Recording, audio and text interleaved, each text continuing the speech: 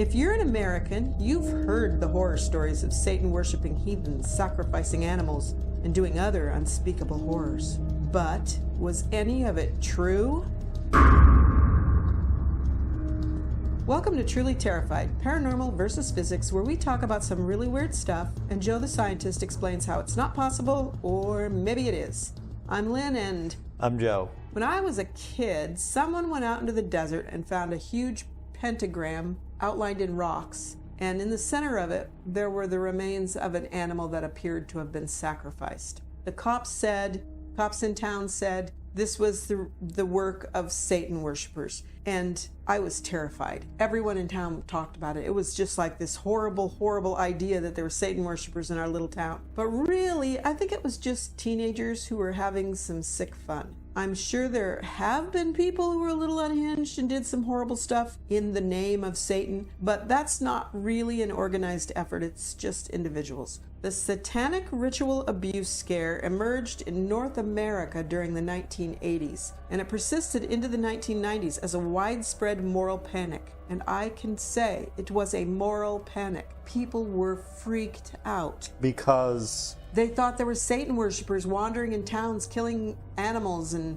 yeah, but what consequence is that? Well, they were afraid that they were going to hurt them. I don't know what they were afraid of. I mean, it's either you're afraid they're trying to conjure Satan to, start the apocalypse, I or... think it was just the idea that there were Satan worshipers. I don't think it was the other stuff. I think it was just the idea that there were people who worshipped the devil who were in their town, and it freaked them out. And it was fueled by allegations of Satan worshiping that encompassed some of these elements. I'm going to read you this list. It encompassed allegations of child and sexual abuse, rumors of human ritual sacrifice, reports of teenage abductions, incidents of animal mutilation, accusations targeting actual satanist groups such as the Church of Satan and the Temple of Set, associations with heavy metal and horrorcore music, which was a huge thing. I went to a little church for a while when I was a teenager in my early 20s, and that was like, they talked about that all the time, like listening to heavy metal music, it would turn you into a Satan worshiper. It would, even if you didn't know about Satan? Absolutely. It would make you evil. You would be evil. Interesting. And then when it came into being, they linked it to violent and fantasy-themed video games. So that phenomenon led to numerous criminal investigations, but they lacked really any substantial evidence of any kind of satanic or criminal activities. It just stirred people up. I looked up, let me find it here.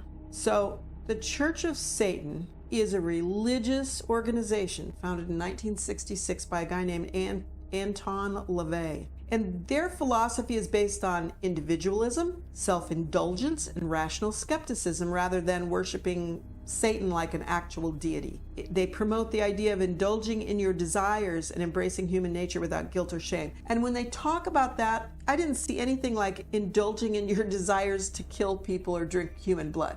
It was like eating, drinking, sex. Yeah. So things that the church denies. Yeah, that most churches or many churches say are evil. Yeah, so it's like a reaction to Christianity. It actually is a direct reaction to Christianity.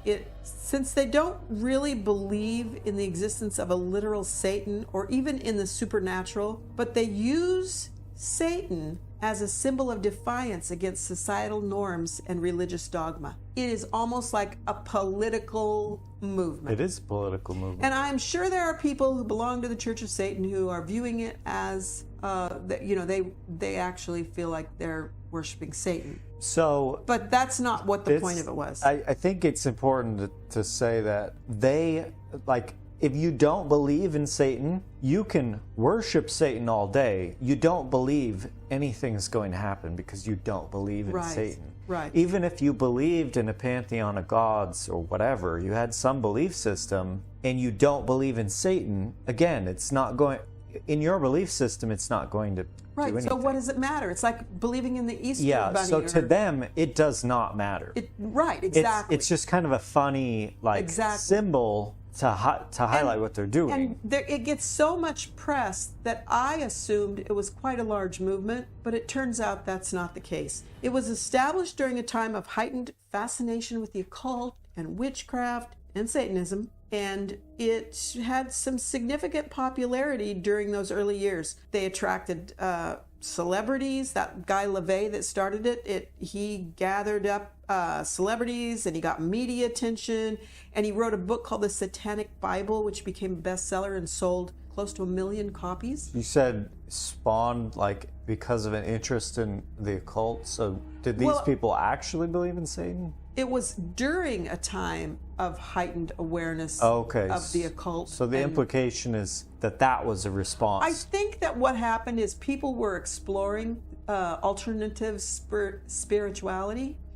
And so this probably was born out of that as a way to say Christianity, mainstream religion is BS, and believe whatever you want, because those people that were into kind of the new age stuff, although that came later, but that same sort of mentality of you can cook up something in your kitchen that'll make you feel better, or you can do a ritual on the full moon and it'll make you feel better. And Christianity was really down on that. They were they were really getting very upset about those people that were escaping the confines of the church to go and do these alternative things. And so I think that's what it means when it was born out of that it came at that time. And it seems like also at that in after World War II, the West is becoming way more free just in general. Right. Black people are becoming more free in America.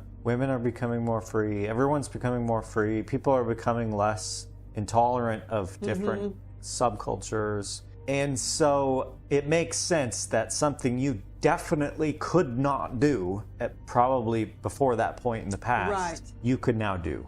Well, without serious repercussions. Or you can approximately do. I could walk out on the street, saying, I'm a Satanist, hail Satan. I think someone would shoot you. I don't think I would get shot. People might yell at me, but they wouldn't do anything. No. And that's... Don't try it. That's pretty much... I don't want to say a sign of progress, because some people don't believe it's progress, but if you picture yourself as somebody who is of an outlier religion, then yes, that's progress. Because, for instance, imagine if you were a Satanist and you actually believed in Satan, but you believed it was all wrong. Satan was actually a really great guy. Then you really, really would want to convert people because you think it's actually a good thing. You don't believe in all the horrible stuff about Satan. You know what I mean? Yeah. So the fact that society is becoming less intolerant, they won't just kill you on the spot. Yeah.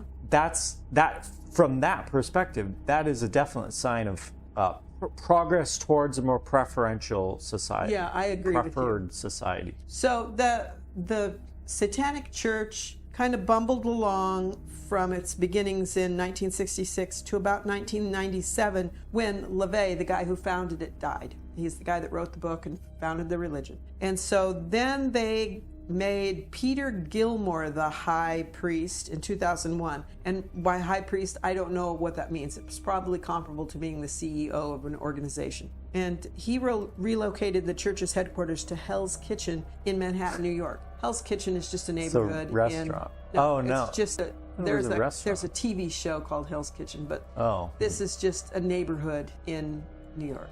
Oh, huh.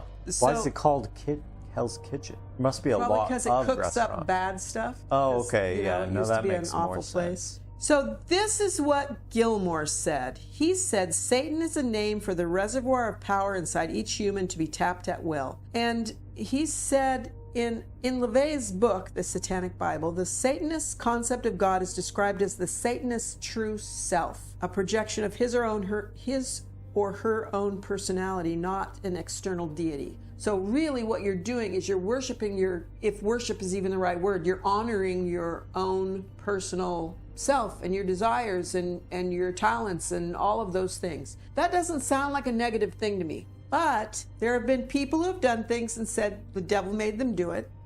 And there have been people who have said, this bad thing happened to my kid, and I believe it was Satan that did this to my kid. So Satan is really used as a representation of personal liberty and individualism. But that's not how non-Satanists view it. And I would be one of them. That's not how I viewed it until I read all about it and did a little research. In December of 2007, the Associated Press reported on a story about the Church of Satan where a teenager had sent an email to the high priest, Gilmore, that guy that took over from the first guy, stating he wanted to kill in the name of our unholy Lord Satan. You know what Gilmore did with that information? He reported it to the FBI. Oh, naturally. Of course, that's what people do when somebody's nuts and making threats. I mean, if you supported that guy, but it doesn't sound like that's no, a they rational don't support organization. that. And the FBI then contacted local police, and local police found the kid and they arrested him. So hopefully he got mental health help, because obviously there was something wrong there. So here's an interesting thing: they don't solicit membership like other Christian religions do, like Mormons or Baptists or anybody else. They don't go door to door knocking on your door asking you to join their religion. You have to be an adult. Kids can't join unless their parents are already members. So you want to take a guess on what the highest number of membership they've ever had? No clue. Wouldn't even have, like, order of magnitude, maybe on the order of thousands? It has never totaled more than 300. Wow. It is nothing. It's a nothing thing. And the fact that our society and Christian, whatever you want to call it, whatever that force is that drives Christians, have made it into this giant, horrible, terrifying thing is just crazy to me. It's just crazy. Well, so I'm pretty sure this is the same thing. There's like the Church of Satan or something that is like the head of this religious liberties movement, religious freedoms movement, whatever, that they'll do things like, for instance, they put a statue somewhere of Satan, which they can, there's nothing stopping them from doing that. In fact, I saw like an article, didn't read into it or anything, guy defaced the statue and then was charged for it. Because, and I think it was technically a hate crime, because they are just as legitimate a quote-unquote church as any other religions. They're a legal church. So I wonder how much funding they get, because as an organization for religious freedom, they probably have people donating money. Well, I would guess, and I didn't look into it too much, I did look at their website. I read what some of their action committees are doing. And I know that they're using religious exemptions and religious freedoms to argue against certain recent decisions, like abortion decision by the Supreme Court and a few other things. So they probably have organizations, tax-exempt organizations, that collect that money, because I don't think regular people are donating money to the Church of Satan. I just don't see it. Even though with all my research, it is nothing to be afraid of. It is not a terrifying, devil-worshipping, horns on your head thing. Again, I have to ask, what exactly so imagine if it wasn't a religious freedoms movement. Imagine if it was like you imagine a Satanist cult where they sacrifice animals, whatever. What exactly would be the result? Like, what would people fear? I don't know. That they would kill people? What I would fear, if there was a group in town that said they were devil worshippers or Satan worshippers, and I knew that they actually, and this was all true, that they actually killed animals, I would worry that they would kill my animals. Pets, and also, I wouldn't want them killing animals. I mean, that's just animal cruelty, and there are laws against animal cruelty. So that would concern me. And if they were doing those things and recruiting children or recruiting other people, that would concern me, because then they're getting more people to do these things that I would consider to be really horrific. And are illegal, presumably. I mean, if they're mutilating animals, killing animals, that's illegal. Can't do animal cruelty. So, although I wonder how they get around it in other religions that have to have a ritual to kill the animal to make it be acceptable in the eyes of God to eat it. You know, like they have to bleed it, or they have to cut its throat a certain way, or they have to pray over it first. I don't know. But I do know that this has been blown out of proportion, way out of proportion. 300 people belong to the Church of Satan. So on their website, you know, they did have some of their action committees listed of different things, and that statue was mentioned. That apparently wherever they put it, and I can't remember now, they put it on a state building or on some kind of governmental public property. And the reason why is because there was some kind of a Christian icon statue there. And so they said, if you're going to put that there, we're going to put this here. That's why they did it. And that's why they did it. It was a political move, and it makes perfect sense to me, and I have no problem with that. But the fact that they don't, I mean, if they only have 300 members, I was thinking, well, what are their meetings like? And so I tried to find out where you go to church services for the Church of Satan. I actually considered, if there was a place here that was having a meeting, I'd go to it to see what it was like. I'd make you go with me. So I just have to say again, it's a political thing. Yes. Yes. It is nominally a church. Yes. Only because it's the religious freedoms thing. When I got ordained as a minister, I looked into how to get tax-exempt status. And you have to be recognized as a church for the IRS's purposes. I mean, anyone can say they have a church. I mean, I could stick a sign out front and say, this is a church. Come on over here and I'll preach at you. Hell, we've got the little podium. You know? Yeah. You have to have regular meetings. You have to have a membership rolls. And I think that's pretty much it. They can't really dictate what you're talking about or what you're learning about or what you believe. They can't dictate that because it's freedom of religion. So it's just a matter of having regular meetings. Yeah, and presumably they could even satisfy those remotely. Yes, okay, so that's what I found out on their website. So they used to have meetings that were called a grotto. So when they had a meeting, it wasn't called church services, it was called a grotto. And so it would ostensibly be a secret gathering of Satanists in the same area. So every area would have their grotto. 300 people in the whole country, I can't imagine there'd be very many people meeting at their grotto. And they'd meet for social, special interest activities, maybe rituals, although I don't know what kind of rituals they'd be doing because they don't believe in rituals or they don't believe in the force behind rituals. You know, 300 people, it's probably the max now than it has been. I don't know. But 30 groups of 10 people, they'd be all over the place. I mean, relatively speaking. Yeah. They'd probably be mostly near, like, huge Well, if you cities. figure there's 50 states, so that means there'd be 6 Satanists in each state. Come on. Yeah, so if you say 5 people, you get 60 groups. That's not bad. I mean, it's like, again, they'd mostly be in cities or whatever, you know. Yeah. But that would mean, you know, within 200 miles or something. There is a charter in Wisconsin. There's a charter in Missouri. There's a charter in Kansas City. I don't know.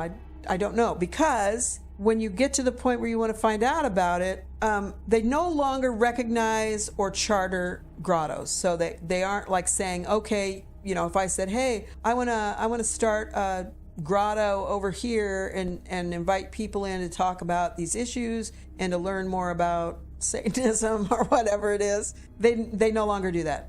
I suppose you could just do it on your own, but they no longer do that in an official capacity. But the primary reason for that was that there's only a small number of members, an even smaller number that ever participated in it, and publicly listing the grotto location and meeting time defeated the ability to remain secret and unknown to the public. And being secret is a major tenet of their religion. And what replaced it was social media, private online forums, and other methods like that to interact. So when you get on their website, I looked at a couple of the state listings. I didn't look at all of them because there were lots of them. They hold socials where they get together and you have to message them, and there's some vetting process there. Probably Make sure you're not a crazy person with a gun. Well, probably Christians will want to disrupt their organization. Yeah, no so doubt. They'll I want think to Christians would be scared to go. I can see like warrior Christians trying to get in there and preach, which is really ironic because it'd be like them going up to a bunch of atheists, because chances are everyone in that organization is an atheist. Yes, that is one of the things. It's an atheist organization. So I looked into this thinking this was going to be paranormal, and it is not even remotely paranormal. Not even remotely paranormal. You've heard of this before, right? I mean, I'm just like, all the time you see, Church of Satan's done such and such thing. And you think, I thought, good for them for expressing religious liberties. I knew that they were doing that, but I thought maybe they had some underlying philosophical belief system that drove them, that went beyond, each person should be able to honor their own self and their own desires in life. Yeah, I think they put that there because it's in contrast to... Yeah. And on some of the discussion boards I got on, there were people that were asking questions about the Church of Satan, and there were people who belong to, or maybe don't belong to the Church of Satan, but at least consider themselves a Satanist. Mm-hmm. And they were saying things like, well, we don't believe in God. We don't believe any of this other stuff. And then the Christians would say, oh my gosh, this is horrible. How can you be walking around like this? You're shoving this down my throat. And they'd point out, you've been shoving Christianity down my throat. This is a direct response to your overreach into every area of my life that I don't want you in. That's what this is about. And so these Christians were calling them out on it, saying that it's a fake religion. Well, if something is a deep-seated belief, how can anyone say whether that's fake or not? Also, there's this thing, it's like you can't... So it's like there's two domains of thought. There's like really rigorously defined things, and then there's not. Things you cannot define. You can get an impression like this is not this thing or this is this thing, but so the law wants to create laws that's rigorously defined. And on the other hand, you have like in this case, what constitutes you actually believing in your religion? If I went to a Christian church and I am a complete atheist, I go to the church and I tell everyone, I don't believe in this, but then I still do the stuff. I am a member of that church. I don't actually have to believe it. Right. So if everyone in Church of Satan or whatever it's called don't believe it, that's not actually a requirement. Right. So the other thing I want to say is what it really is to me is the Church of Satan thing is you essentially create an exact replica of something, of an organization that thinks it's privileged and is the exact contrary opinion. It has it's the exact opposite of that thing. So Christians think they're privileged. They put their statue in the government building. Okay, then the Satanists put their statue in the government building. And it's only to highlight that you can't think you're privileged with our laws about religion.